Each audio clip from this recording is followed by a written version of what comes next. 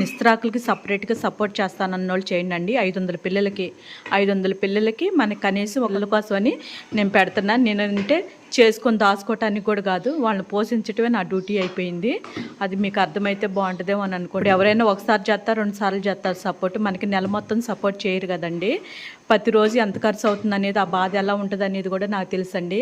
నాకు వీడియో లేకపోయినా బాధ లేదు, వాళ్ళ కడుపు నిండింది కదా అనేసి దానికైతే సంతోషపడ్డా. నేను ఇలాగ పిల్లలకి అన్నం వండాలండి అర్జెంటు అని చెప్పు, 2 రోజుల నుంచి మేము బయట నుంచి ఎలా వండుతున్నాం అనేది మాకు తెలుసు అని చెప్పిన తర్వాత ఇక అప్పుడు వచ్చేసి చేశారండి.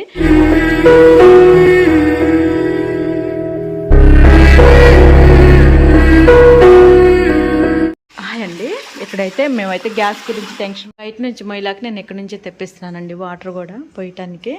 అసలు గ్యాస్ గురించి అయితే మేమైతే చాలా టెన్షన్ పడ్డాం. మేము ఆ పిన్ అతను ఇరుక్కుపోయింది కదా మనకి, అలాగే వాడమన్నారు. సరే అని చెప్పి ఒకరోజు వాడి మేము ఆ రిపేరింగ్ చేసే వాళ్ళు ఉంటారు కదా, అలా వాడకూడదని చెప్పారు. చాలా డేంజర్ అమ్మ అలా వాడితే అన్నారు.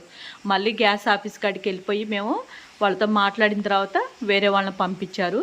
లేదు అంటే అసలు కుదరదు అన్నారు. మాకు ఇలాగ పిల్లలకు అన్నం వండాలండి అర్జెంటు అని చెప్పు, 2 రోజుల నుంచి మేము బయట నుంచి ఎలా వండుతున్నాం అనేది మాకు తెలుసు అని చెప్పిన తర్వాత ఇక అప్పుడు వచ్చేసి చేశారండి. 2 రోజులు నేను చాలా ఇబ్బంది పడ్డా, కానీ ఆ ప్లేస్ నేను చెప్పకూడదు ఎక్కడ ఉండాను ఏంటనేది, ఎందుకంటే అది పబ్లిక్ అవ్వకూడదు.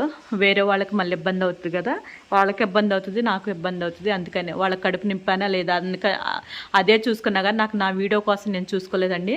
నాకు వీడియో లేకపోయినా బాధలేదు, వాళ్ళ కడుపు నిండింది కదా అనేసి దానికైతే సంతోషపడ్డా నేను. అందుకని నేను వీడియో తీసుకోలేకపోయా.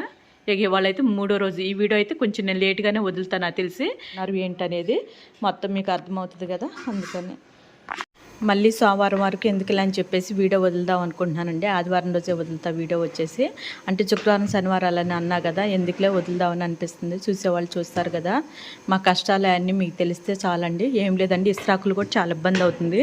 చాలామంది అడుగుతున్నాను నన్ను, నేను వచ్చేసి నీ కింద కాదండి పెట్టేది, గచ్చు మీద పెడుతున్నానని చెప్తున్నా, మట్టిలో పెట్టట్లేదు అన్నా కూడా అర్థం కావట్లేదండి. నా బాధను అర్థం చేసుకోండి. ఎవరన్నా ఇస్త్రాకులకి సపరేట్గా సపోర్ట్ చేస్తానన్న వాళ్ళు చేయండి. 500 పిల్లలకి మనకి కనీసం ఒక 250 ఇస్త్రాకులు అయినా కావాల్సిందే కంపల్సరిగా. ఆ ఇస్త్రాకులు ఎంత ఖర్చు అవుతుంది అనేది మీరు ఆలోచించుకోండి. నేను రోజుకి ఎంత ఖర్చు చేస్తున్నాను అనేది ఆలోచించండి. ఇప్పుడు ఎవరైనా ఒకసారి చేస్తారు, 2 సార్లు చేస్తారు సపోర్ట్, మనకి నెల మొత్తం సపోర్ట్ చేయరు కదండి. ప్రతిరోజు ఎంత ఖర్చు అవుతుంది అనేది, ఆ బాధ ఎలా ఉంటుంది అనేది కూడా నాకు తెలుసండి. ఎందుకంటే ఎంత ఖర్చు మీకే అర్థమవుతుంది, 10 మంది పెడితేనే ఎంత ఖర్చు అవుతుందని. ఇంతమందికి నేను అన్నం వండుతాను, నేను బిస్కెట్లు అనేసి, పాలు అని చెప్పేసి, పెడిగ్రీ అని చెప్పేసి, వీటికి ఎంత ఖర్చు అవుతుందో తెలుసండి. నేను చేసేది మొత్తం నా పిల్లల కోసమని నేను పెడుతున్నాను. నేనంటే చేసుకొని దాచుకోవటానికి కూడా కాదు, వాళ్ళని పోషించటమే నా డ్యూటీ అయిపోయింది. అది మీకు అర్థమైతే బాగుంటుందేమో అని అనుకుంటున్నా. ఈ రోజుల్లో అలా ఎవరు చేస్తున్నారండి మీరు చెప్పండి, మీరు కూడా ఆలోచించుకోండి కాస్తన్నా. నా గురించి మీకు అర్థమయ్యిద్దనే అనుకుంటున్నాను నేను.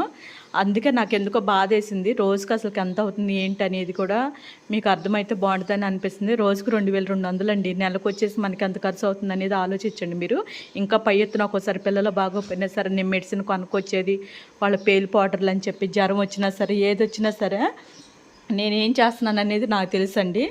నా కష్టాన్ని కాస్త గుర్తించేసి మీలో ఎవరైనా సరే ముందుకొచ్చి సపోర్ట్ చేయండి. కనీసం ఒక 30 మంది నెలకి రోజుకు ఒకళ్ళు అలా ఇచ్చినా సరే 30 రోజులకి నాకు సరిపోద్ది. నేను అప్పులు కూడా చేసుకోవాల్సిన పని కూడా ఉండదు. అలాంటిది నేను ఎవరిని ఏ సపోర్ట్ చేయమని కూడా నేనేం అడగట్లేదు పెద్దగా వచ్చేసి. అందుకని దయచేసి అర్థం చేసుకుంటారని అనుకుంటున్నాను నా బాధను కూడా. అందుకనే మీ తోచింది మీరు మెసేజ్ చేయండి. నేను తప్పుగా మాట్లాడానా, నా బాధ మీకు అర్థమైద్దని అనుకుంటున్నాను నేనైతే.